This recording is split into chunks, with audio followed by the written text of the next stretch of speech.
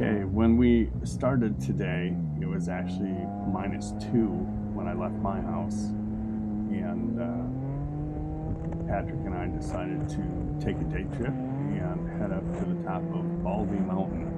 You'll see me refer to it multiple times as Bald Mountain. It's not, it's Baldy Mountain. It was a really nice trip.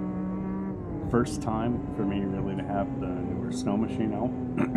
And he is riding a Can-Am Expedition Extreme with the 850 non-turbo. Mine is a 1058cc 4-stroke. Notoriously heavy on the front end they are, but they're also notoriously reliable. So I guess you'd have to pick your poison on that one. Though I have driven his, and it is an absolutely amazing machine. Right now we're just on our way to get to the trail.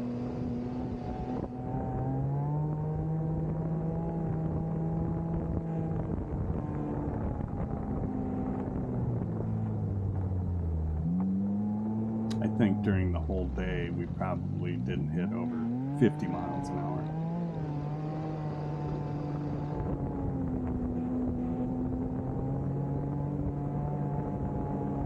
Definitely noteworthy here as well, the dramatic shift in temperature as we gained elevation. And we actually reached about 4,000 feet in elevation that day from 356. I really noticed it when Patrick got his snow machine stuck and I had to pull it out. I was astoundingly out of breath at that elevation. That's my first time actually spending any time and actually working at that elevation.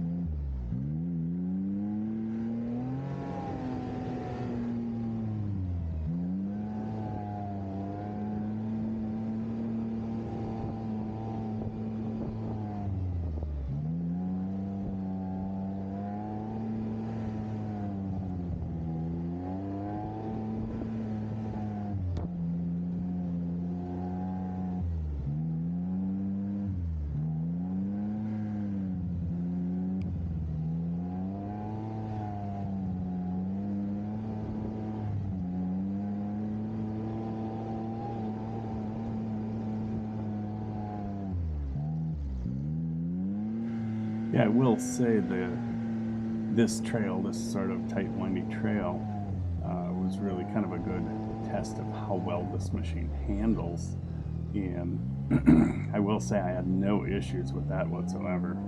It corners like it's on rails. It really, the front end seems to be solidly planted. The outside ski gets a decent bite. Yeah, it was handled really well on these trails.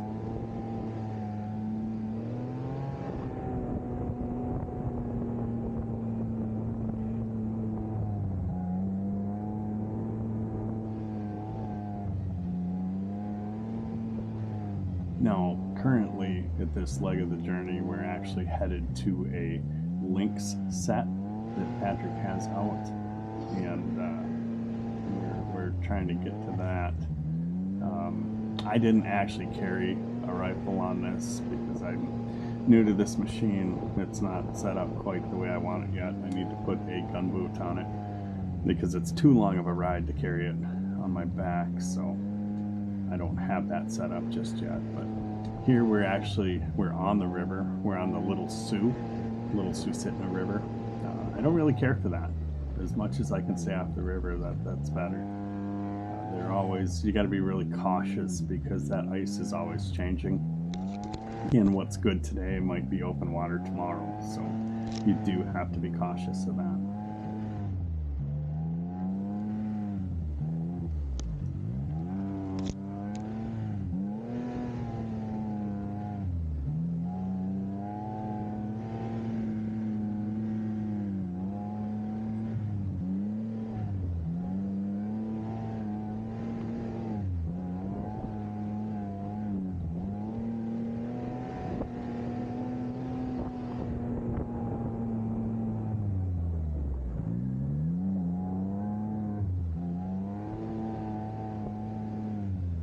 The other thing of note that I wasn't really sure about, I mean, I've heard the rumors that the 4-strokes are really good on fuel, and this was kind of going to be a test, and we didn't do a lot of high-speed stuff. There wasn't too much of that, but before I went, I filled it up, and it took 4.5 gallons. We did 45 miles on this day, and I filled it up afterwards, and I used exactly 4.5 gallons. So getting about 10 miles per gallon, which I wasn't really impressed with. I figured it'd be more in the 15 to 18 range. I guess if we were just on a wide open flat trail, it probably would have been significantly better. But it is what it is, I guess. It's just good to know something like that before you go on a longer trip, and you know approximately how far you're going to be able to go before you have to add fuel. That way, if you're planning a 200-mile trip, you know that you're carrying 5 gallons with you. Yeah, at this point we had a quick stop. Patrick saw grouse. We weren't able to actually locate him though, so we rode on.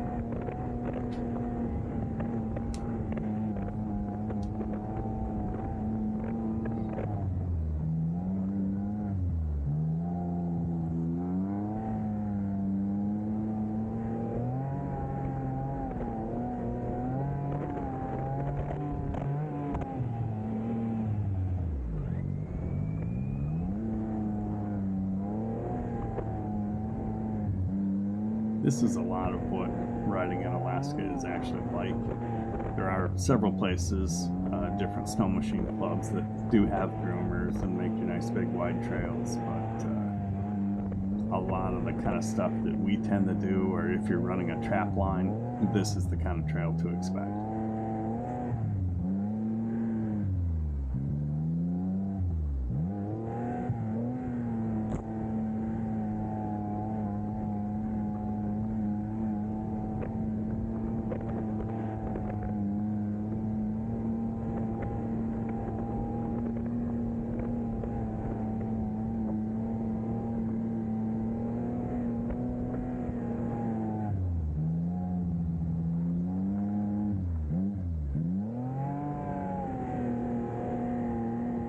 Not sure what happened here, if there was a random temperature inversion closer to the river, or if my breath just fogged up the camera. Looks kind of cool for a little bit anyway. It does clear up though shortly.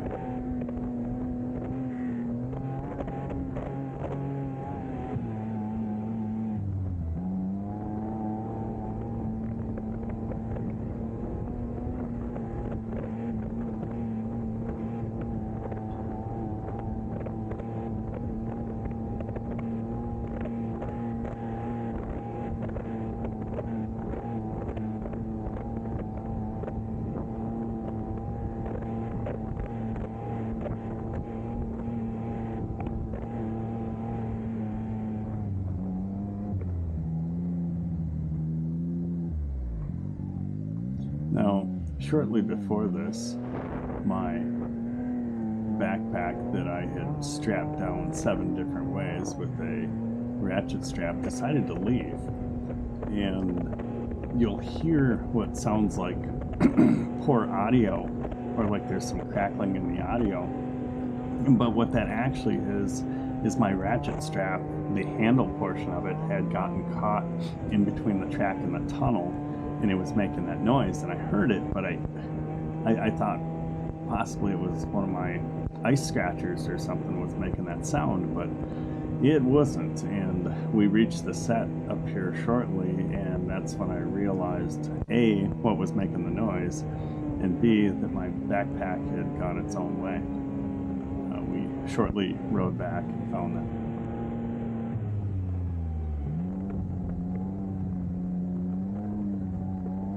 And this big clearing through here, that's actually part of a big fire break. I don't know that I really see any great purpose in it. We've had embers jump full lakes before, so I don't know. Government money spent at its finest there.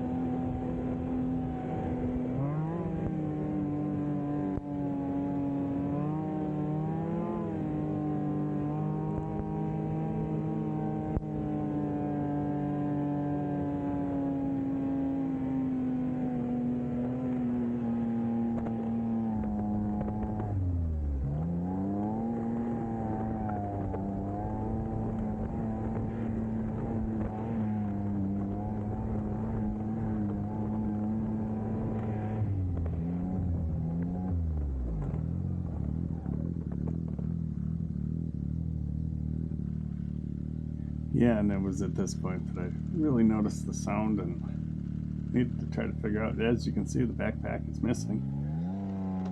My ice scratcher wasn't even down. So we ride up just a little bit further here, and that's where Patrick's checking the set, and I locate what's missing. Yeah, the one I had strapped on the back somehow is missing. And I don't think it's very far away because I started hearing this weird sound and I thought it was my ice scratchers. It was my strap got pulled into the track. Oh, okay. So it's not far. Okay. Yeah, something set it off. Yeah, I had it. My trap. Oh, really? Yeah, and all the bait's gone. Oh, no shit. I wonder if it wasn't some birds or something. There's no hair or nothing in the trap. Okay. Or a weasel or something small. I think at this time I'll probably invest in some high quality bungee straps because ratchet straps don't quite seem to do it. Now we're actually getting closer to the mountain, but we're looking for something in particular. On the way up here, we found an area where it looked like a pack of 9 or more wolves had actually hung out for a while. And we know that a week ago, Patrick had found a moose kill up on top here, which we're about to get to. And at the time, all it had was one small hole in the stomach. This is 1 week later, and this whole area is just packed down hard. The ravens get after it quite strong, but this is mostly the work of wolves. He just had a little hole in his stomach like that. I would suggest caution in approaching something like this due to the fact that other people may see it as well, and actually there could be traps underneath the snow for the wolves. But yeah, they've cleaned it up pretty well here in the course of a week. And you know, we're just guessing at the number of wolves in the pack, but I'd say between 8 and 12. We get a good picture of one of the tracks here.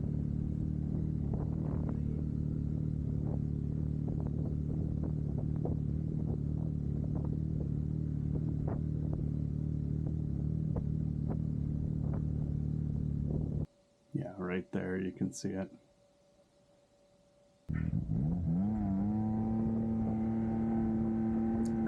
Clearly defined claw prints on there.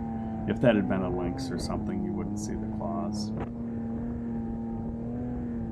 Now the snow starts changing dramatically up here as you start to get above the wood line, that's where you get a lot more drifting and wind-blown snow. It goes from a nice soft ride to just like you're riding on blacktop. And surprise drifts that like to just show up at any moment, so you really need to pay attention and watch the snow as you're riding up here.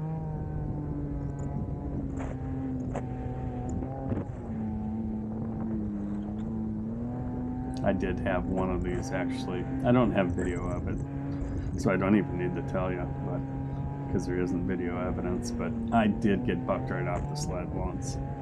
You just hit the wrong snow drift with one side of the ski or one side of the snow machine, and it tosses you pretty quickly. It's always best to just let go and roll with it instead of trying to hold on. That's when you end up pulling the machine over on top of yourself.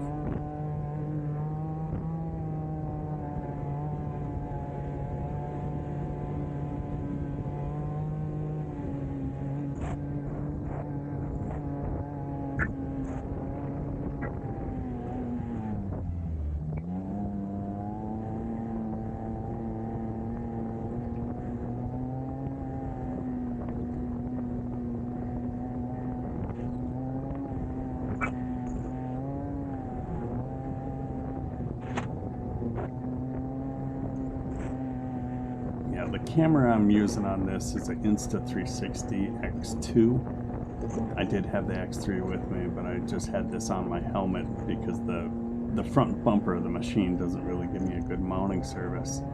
But I think what had happened, if you see a little distortion up at the top, I think the camera had flipped backwards due to being struck several times by tree limbs on the way, and I unfortunately did not double check that, so my apologies for that. You got to really watch these areas where there isn't any snow. You're likely to hit a rock, and the rocks that are up here are not nice smooth boulders. They're track ripping jagged pieces, so really do be careful for that. The one benefit of riding when the snow is hard like this is it does kind of protect you from those big rocks. But the view is absolutely astounding here. I mean, I could have this as a screensaver for days.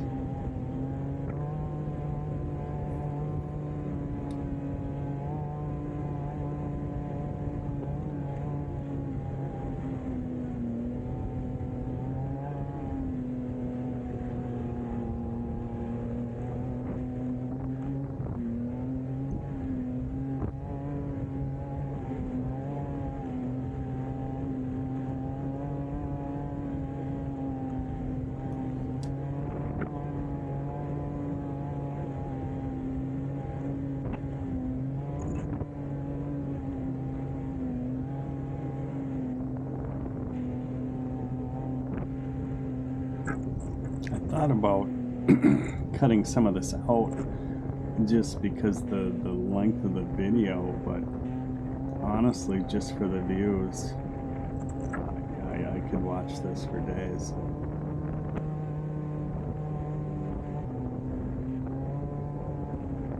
And on this day, we had really decent lighting conditions. In Alaska, it's really common on the overcast days to get a really flat light. With that flat light, you can't see any differentiation between a snowdrift and just flat snow, and it makes it really kind of dangerous to ride in. I know some people will change their goggle shade color. It makes different colors will make that show up a little bit better. You can see every now and then the skis clearly leave the ground on a random snowdrift. But the lighting was really good on this day.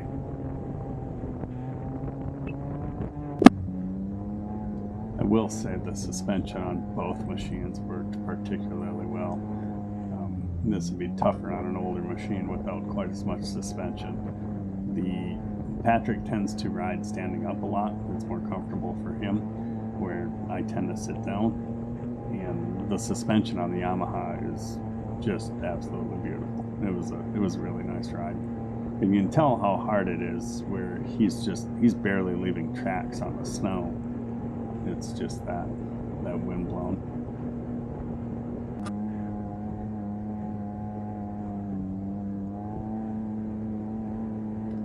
It's common this time of year to see 8-10 moose herded up together. We were kind of looking for that as we're actually getting close to Hatcher's Pass on this part of the journey. We did not end up seeing any. Just a lot of wolf sign, some moose sign. No ptarmigan. That was kind of part of the point of the trip, to find some ptarmigan here up high, but we did not see any. And you can tell how windblown it actually is here. There's actually places where there isn't any snow at all, which again, you really need to pay attention for rocks.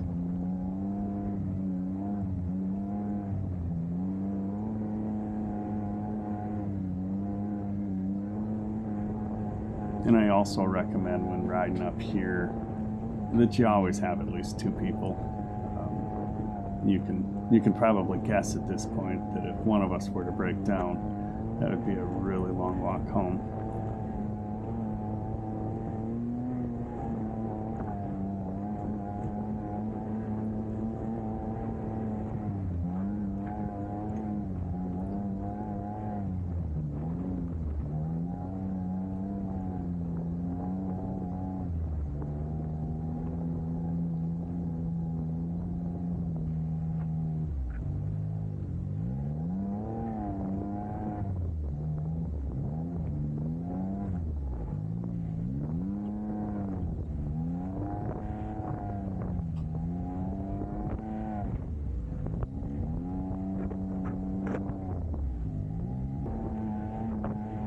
People do ride 4-wheelers up here in the fall for hunting. You can see some remnants of trails up here. I've never been this high up on an ATV.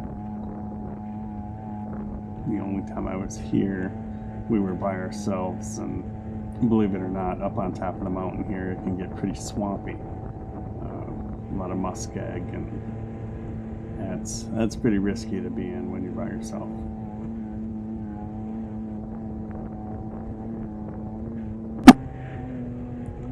Yeah, at this point we were riding, and I've never been up here, and you can see the mountain to the left. Unfortunately, the camera never does it justice as far as the obvious elevation change. And I wondered where we were possibly going when I saw Patrick sit down and just kind of throttle down. I was like, oh my God, we're going up it. And it actually was a really nice ride. If it were 3-4 feet of powder, I'm not sure we would have made it. But it was so windblown and hard that it was actually really easy. So I was pretty impressed. It was a fun ride. And the snow got a little bit smoother and left us drifting, so you could actually get going a little bit faster. Yeah, this is probably a 1,000-foot elevation change here in 10 minutes. The video definitely doesn't do that justice.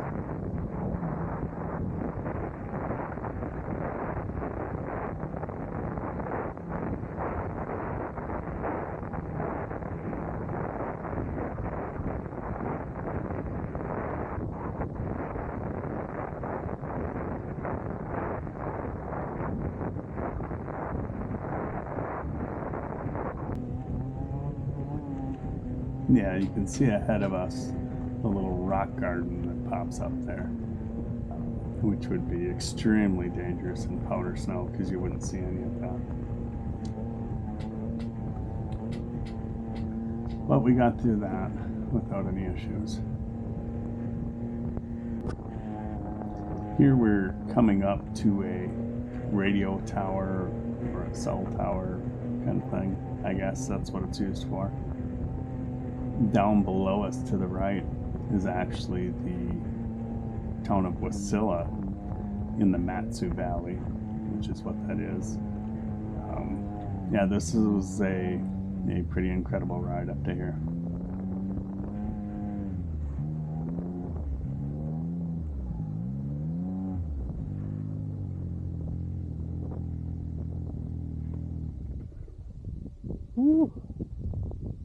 hard. Oh shit, that takes it out of you.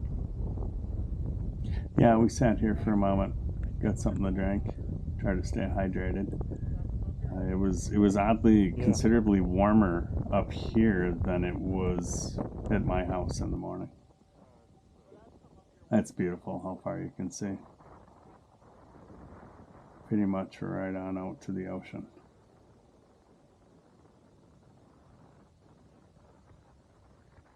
And it was, as you can guess, incredibly windy up here on the top. This part of the video is actually sped up a little bit. So while it is actually quite rough, it's maybe not quite as jarring as the video shows. And we're riding up to a second tower and some of the most beautiful mountain views I've ever seen. And from where we end up here, we're actually overlooking Hatcher's Pass. And where we stop, I don't know that the video does it justice, but we're actually right on the edge of a significant cliff. We weren't going to ride that one down and not be alive at the end.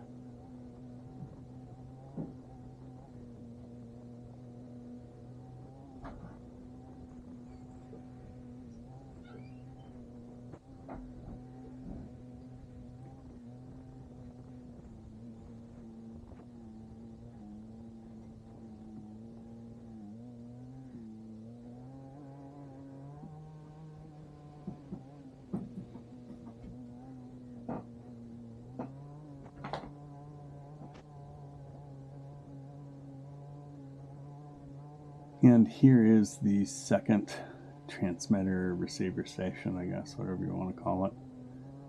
We stopped up here and got a little bit of video, and that directly ahead of Patrick there, that is about a 1,000-foot drop off. We weren't going any closer, but what a view. And the elevation is actually about 4,000.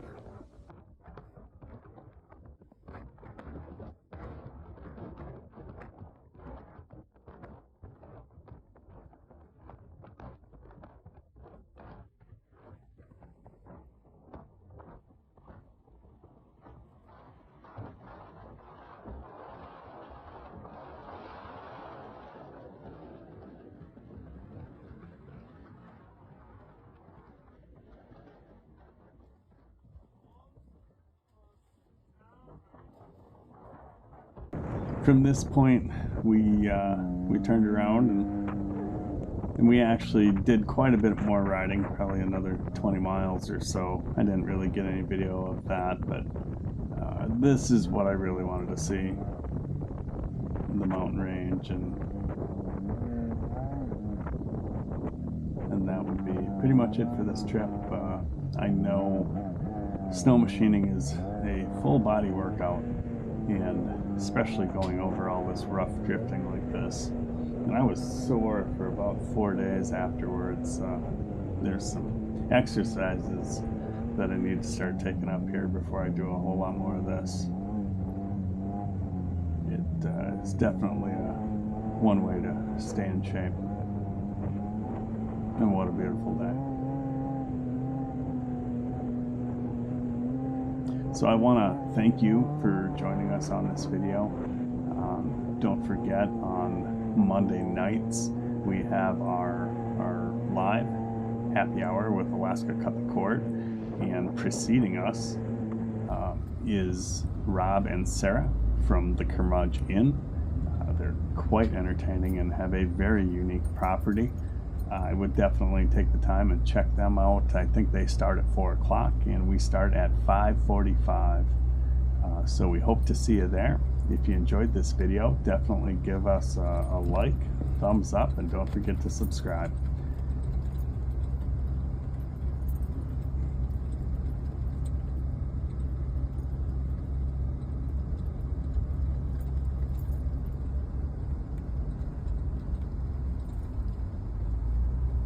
Well, that was a pretty cool snow machine trip.